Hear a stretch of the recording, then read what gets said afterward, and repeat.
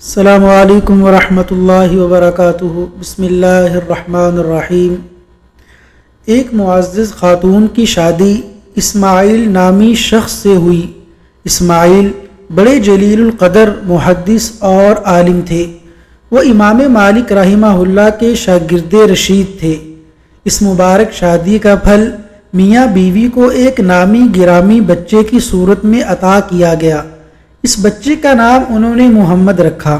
شادی ہوئے ابھی چند سال ہی گزرے تھے کہ اسماعیل اپنی بیوی اور چھوٹے بچے کو داغ مفارقت دے گئے اور وراثت میں بڑی دولت چھوڑ گئے۔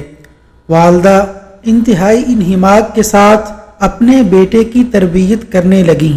ان کی خواہش تھی کہ ان کا بیٹا ایک جلیل القدر عالم دین بن کر افق عالم پر چمکے اور اپنے علم سے تاریک دنیا کو منور کرے، لیکن اس وقت ان کی حسرت و یاس کا کوئی ٹھکانہ نہ رہا جب ان کے بچے کے مستقبل میں ترقی اور ان کی تمناؤں کی تکمیل میں ایک بڑی رکاوٹ پیدا ہو گئی۔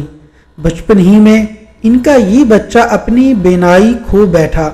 اب نابینا ہونے کی وجہ سے یہ بچہ حصول تعلیم کے لیے علماء کے دروس میں شرکت سے معذور تھا اور حصول علم کے لیے دوسرے شہروں کا سفر بھی نہیں کر سکتا تھا۔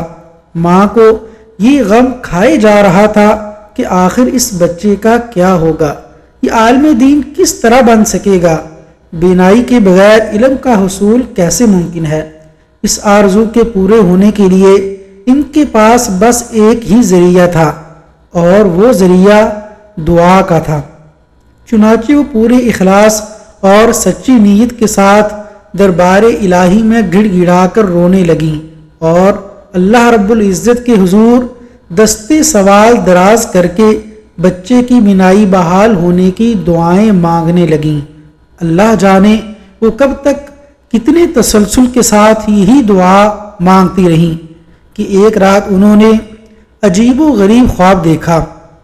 انہیں خواب میں سیدنا ابراہیم خلیل اللہ علیہ السلام نظر آئے۔ وہ کہہ رہے تھے، بی بی تیری دعاؤں کی کثرت کے سبب اللہ تعالیٰ نے تیرے بیٹے کی بینائی بحال کر دی ہے۔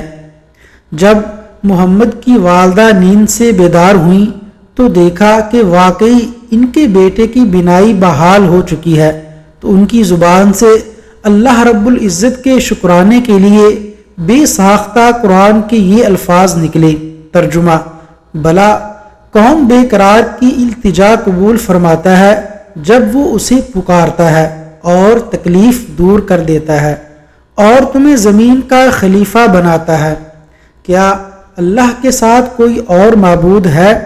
ہرگز نہیں، مگر تم بہت کم نصیحت حاصل کرتے ہو۔ یہ عظیم خاتون جو مسلسل دعائیں مانگتی رہیں، امام المحدثین محمد بن اسماعیل بخاری رحمہ اللہ کی والدہ محترمہ تھیں۔ انہوں نے بیٹے کی بینائی لوٹ آنے کے بعد اس کی تعلیم و تربیت اس قدر محنت سے کی کہ اللہ تعالیٰ نے ان کے بیٹے پر علم و عرفان کے دروازے کھول دیے اور پھر آگے چل کر یہ بچہ ایک بہت بڑا محدث بنا اور اس نے کتاب اللہ کے بعد دنیا کی صحیح ترین کتاب مرتب کی جو صحیح بخاری کے نام سے ساری دنیا میں مشہور ہے، اور اس بچے کو لوگ امام بخاری رحمہ اللہ کے نام سے جانتے ہیں۔ ان کا پورا نام محمد بن اسماعیل بخاری رحمہ اللہ ہے۔ وصلی اللہ علی نبینا محمد وعلی آلہ واصحابہ اجمعین۔